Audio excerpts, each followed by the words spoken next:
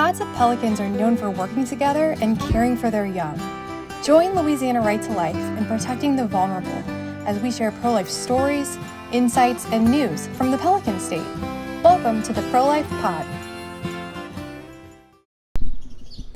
Hey everybody, Ben Clapper here with Louisiana Right to Life. Welcome to the Pro-Life Pod. I'm here today in downtown Covington with Amy Barkadine, and we are behind the first ever in Covington Safe Haven baby box right across the street at the fire station. So excited. And Amy, you're the person who led this, made this possible. So first, congratulations on making this happen. Thank you so much. This has been an amazing experience for myself, not only, but the community as well, and the state, to be honest, because this is the first kind of baby box coming to the state along with Slidell. So we're excited. Yeah, and Slidell and Covington are like in a race to the finish to be which one is the first one, because the Slidell fire station also has a baby box that is being installed as we speak, and obviously here we are in Covington and they are doing it as well. So excited. We're going to get into a little bit more about what the baby box is, why it's important, but Amy, first, if you could just introduce yourself and maybe share what led you to spearhead this. Sure. So I'm a mom of four. I'm originally from Broussard, Louisiana. Met my husband at LSU, and he was from Covington, so we moved here. Really, what led this was kind of it just fell into my lap. So a good friend of mine lives in Mississippi, and she started to get involved with Safe Haven, and she got the laws changed in Mississippi to allow for baby boxes. And I ended up going to her first blessing of their box. And she put it on my heart. She said, Amy, there are no boxes in Louisiana. Would you be interested in trying to fight for that? And I said, absolutely. Let me see what I can do. And I met with Mayor Mark and then with the Covington, City of Covington Fire Department, apologize. And they were so excited and very positive about this mission. So that's what kind of started this, and then it's kind of just been a snowball effect since then. Yeah. Well, and so for everyone, in case anyone doesn't know, so in 2021, Louisiana changed our laws to allow it, but at the time it was only for hospitals. Correct. And then this passed in 2024 in the spring, the law was changed to allow the law to also be in 24/7 fire stations, any emergency designated location that's manned 24/7. And so that what opens the ability for the baby boxes to be in the fire station.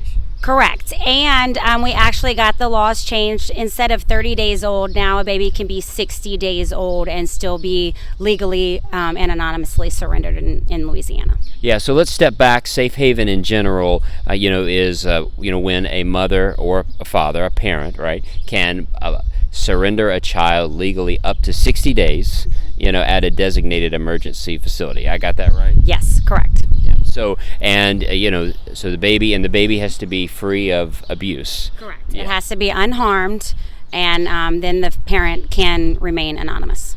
And the Safe Haven law in Louisiana has been around for a while. It's just the Safe Haven devices or the boxes haven't. That's relatively new. Correct. The Safe Haven box is just an extension of the already in place Safe Haven law. It just allows a completely anonymous way for a mother to legally surrender her baby.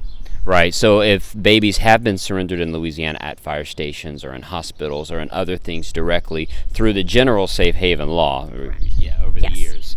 And so this is the new thing. So I guess then in Indiana is where the Safe Haven boxes began, right? Correct. The owner, Monica Kelsey, she's an actual surrendered baby herself. She was abandoned actually by her mother who couldn't take care of her. And so she took a mission trip to Africa, saw that they were using baby drawers, and she got inspired. So she created Safe Haven baby boxes, and it's really taken off in the last 15 years. Wow. And so tell us a little bit more about what the box is and how it works. Kind of give us an introduction on that. Sure. So it's a safety apparatus. It's an actual box that gets built into the exterior of a hospital or a fire station. And it's got an exterior door, and it's temperature controlled. So the mom or father, parent, can come up and open the door. When the door is open, an alarm alerts, and then the mom or father can shut the door, then it immediately locks. Then it gives a minute for the parent to walk away anonymously, and then an interior alarm calls EMS and the fire department. Then the baby is immediately taken to the hospital where it's, cared for and protected. Right, and it's important to know that this is the option of last resort, right? Absolutely. Yeah. And I mean, even like you told me earlier, you would almost never want this to be used, in a sense that we want every child to be cared for and loved in their own family or adopted in kind of a normal course of events. But this is there for those mothers who want anonymity.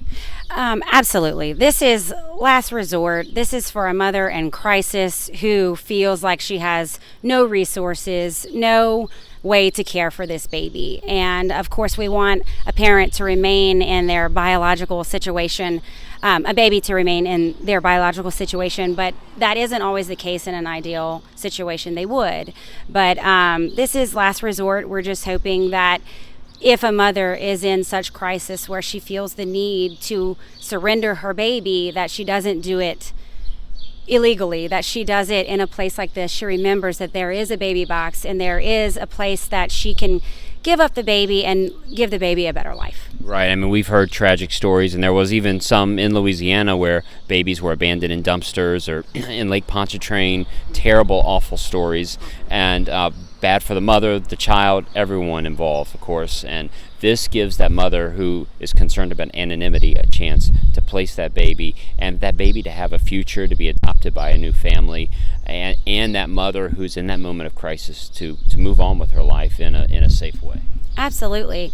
And unfortunately, the statistics are out there, and one baby is found illegally dumped or surrendered every 3 days in our country. So this is just a way to try to combat that and to give these babies a chance at life. Absolutely. So tell me what's going on here right now. Where's the process and what's coming up and where we're going? Sure. So right now we are in the process of getting the box installed, the alarms hooked up, and it goes through a testing phase of alarms. And then once that testing phase is over, then the baby box will be blessed and open. So that's great for Covington. We're super excited. But it doesn't stop there. We want to have baby boxes all over. I would love one personally, and every fire department that would love to have one, because it doesn't stop at just one. Sure. We have a huge state, we have a huge country, and everyone could benefit from this. So I'm looking forward to hopefully getting more boxes in the state. Just have to get out there and find some fire chiefs who are willing to let me aggravate them. And then the second part is education. It's truly, truly important that the public knows about these boxes and the safe haven law.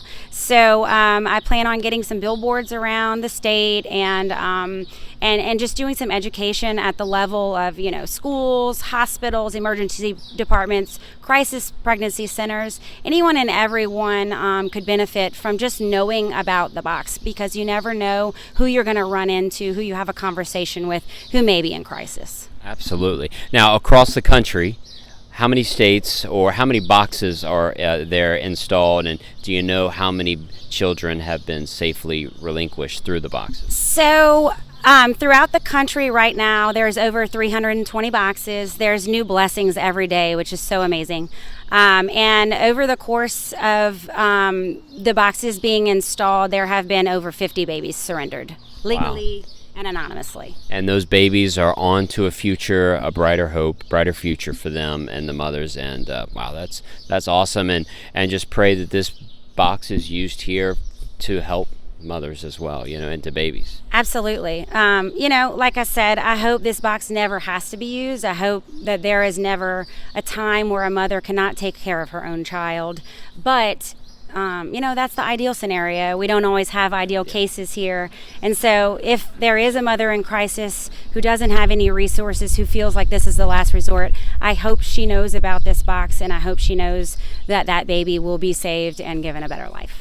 Okay, so Amy, if someone else is listening to this somewhere else in Louisiana and it moves on their heart like it moved on your heart to step up, get involved in this, and take the initiative, maybe can you kind of line out steps to take, very general steps to take to make this happen? Even what's the cost to do something like this? Sure. So luckily in Louisiana now, the hard part is over. We got the laws changed. Right. So mainly the mission is to find a fire chief who is willing to put one of these in their fire department. And the Safe Haven Baby Box website, shbb.org, has so many resources if you want to be able to start to get a box. You go to their website and it lists literally the ways to begin to get a box.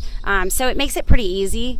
And I know you talked about cost. There is no cost to the city or the fire departments. This is all privately funded donations. So I reached out to family, friends, businesses in our community who are all overwhelmed to help us.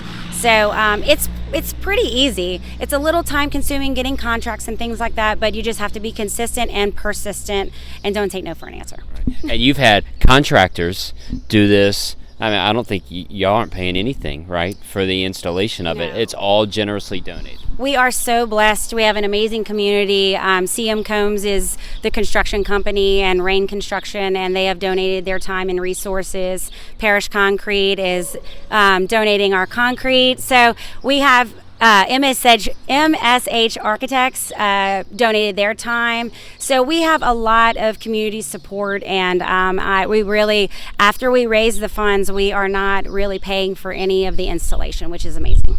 That is awesome. I mean, it just shows you the good people taking initiative to get great things done. And we say thank you, for taking the initiative, leading it. We knew the baby boxes were available, and then we all got sidetracked on different things, and you're just like, let's get it done.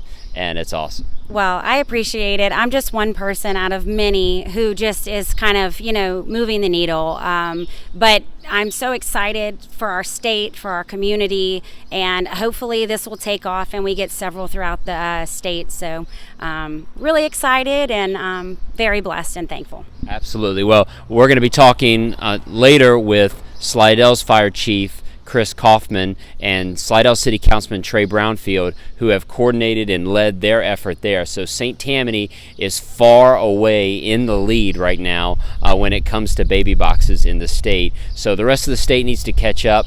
At Louisiana Right to Life, if people have questions, need more information, please reach out to us, and we'd be happy to give you more information and maybe connect them with you as well, because you give them the game plan, how to get it done. Well, any closing thoughts? Any final wishes or thoughts as it comes to this? We're just really excited. It's been a long time coming. I've had great support from the fire department and our city council and our mayor, and I just want to thank everybody from the bottom of my heart who has supported with time, resources, donations, and to Louisiana Right to Life, who was a big donor for our project and who continues to advocate for this and for the media that they're putting on this, because it's important. Yeah, well, and just last thought, on social media the other day, you were banging it. You had the sledgehammer breaking through the wall, and as of now, it's been seen by like over 200,000 people. So we got to get you on a tour around the state, breaking through walls for life and for moms and for babies. So thanks, Amy, for all that you've done. Absolutely. Thank you for having me. So thanks everybody for watching and listening. To those who are listening to the audio, maybe on our social media we'll be posting images and more about what the baby box looks like, and there'll be certainly ribbon cuttings and blessings coming up soon where we can share more and all the great achievements. So to everybody, thanks so much for joining us today. Have a great day.